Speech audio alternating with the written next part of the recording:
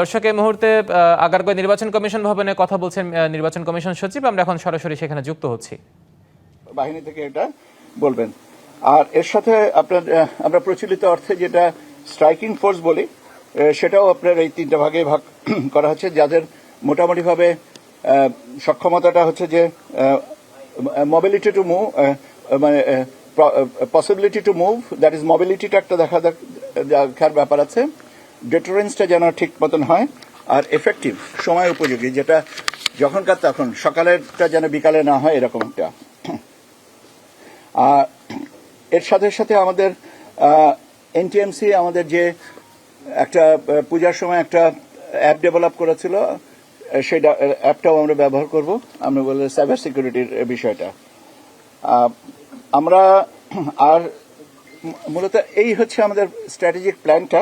এর সাথে আরো কতগুলো জিনিস আসছে প্রাসঙ্গিক ক্রমে। সেটা হচ্ছে যে আমাদের সবসময় একটা কন্টিনজেন্সি প্ল্যান রাখার দরকার, যে এটা যদি প্ল্যান এ যদি হলো একই সাথে দু তিনটা জায়গায় যদি হয়, তাহলে কন্টিনজেন্সি প্ল্যানটা সমস্যা যদি দু তিনটা জায়গায় হয়, তাহলে একটা জায়গায় ডেপ্লয়মেন্ট হয়ে গেলে সেকেন্ড বা থার্ড জায়গাটাতে থাকবে না। কাজে স্কেল ডাউন করে হলেও মোটামুটিভাবে কন্টিনজেন্সি প্ল্যানটা থাকতে হবে, যেন ব্যাকআপ আসপেক্টটা থাকে। টেকনোলজির ব্যবহার, সর্বোত্তম ব্যবহারটা করা যেতে পারে। এখানে যেমন আমাদের পার্বত্য চট্টগ্রামের কিছু কিছু জায়গায় মোবাইল অ্যাক্সেসটা রেস্ট্রিক্টেড আছে, সেটাকে কি করে, রেস্ট্রিক্টেড মানে কি, মানে পুরোপুরি জায়গায় আমাদের কভার করে না, সেইটার ব্যাপারে বিষয়টা নিশ্চিত করার ব্যাপার।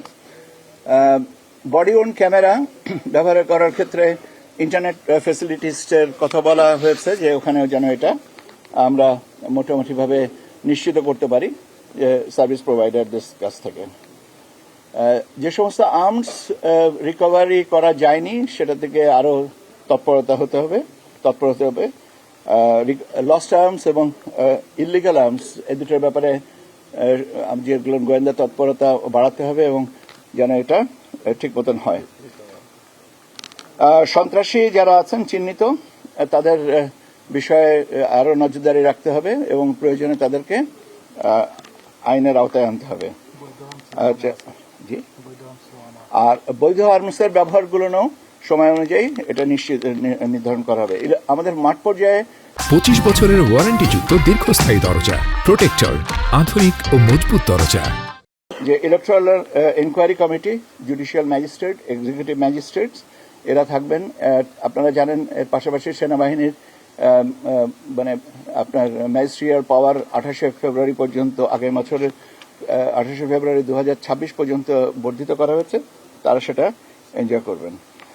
পোস্টাল ভোটের ব্যাপারে যেটা আছে, সেখানে মূলত চারটা জিনিসের উপরে খুব বেশি নজর দেওয়া হচ্ছে। সেটা হচ্ছে যে আমাদের যে বিদেশ থেকে যে পোস্টাল ভোটগুলো আসছে, আউট অফ কান্ট্রি ভোটিং, সেটা হচ্ছে এয়ারপোর্ট এবং তেজগাঁ যে সেন্টার, সর্টিং সেন্টার যেটা আছে, মেল ডেলিভারি এবং মেল সর্টিং সেন্টার, এখানে ডাবল নিরাপত্তা বা দ্বৈত নিরাপত্তার আচরণে সমন্বয় করে রাখতে হবে। ট্রান্সপোর্টেশনটা যেটা আছে, সেটা হচ্ছে যে এই সমস্ত সর্টিং করার পরে রেসপেক্টিভ রিটার্নিং অফিসারের কাছে পাঠানোর ব্যাপারে রাস্তার নিরাপত্তা, এবং এটার সম্পূর্ণভাবে নজরদারিতে রাখা। রিটার্নিং অফিসারের কেন্দ্রের কাছে যখন পৌঁছাবে, তার কাস্টডিতে যখন থাকবে, সেখানে নিরাপত্তাটা নিশ্চিত করা, এবং কাউন্টিং এর সময় যেন প্রয়োজনীয় নিরাপত্তাটা দেখা হয়। এবং এই চারটা জিনিসের ভিতরে গুরুত্ব আরোপ করা হয়েছে, এবং রেসপেক্টিভ যাদের দায়িত্ব, সেটা তারা সেইভাবে দেখবেন, ওই ডেভেলপমেন্ট প্ল্যানের সাথে সম্পর্কিত করে। একটা জিনিসের প্রতি গুরুত্ব দেওয়া হয়েছে, যে লোকাল পলিটিক্যাল লিডার্সদের কাছ থেকে যেন আমাদের আইন শৃঙ্খলা বাহিনীর কোনো সদস্য হসপিটালিটি গ্রহণ না করেন, যে আপনারা এসছেন, আপনাদের থাকা খাওয়ার ব্যবস্থা আমি করছি, আপনাদের সবকিছু ব্যবস্থা করব, আপনারা নিশ্চিন্তে থাকেন। এই ব্যাপারটা থেকে আমরা বলেছি বিরত থাকতে হবে। যানবাহনের স্বল্পতার বিষয়টা বলা হয়েছে।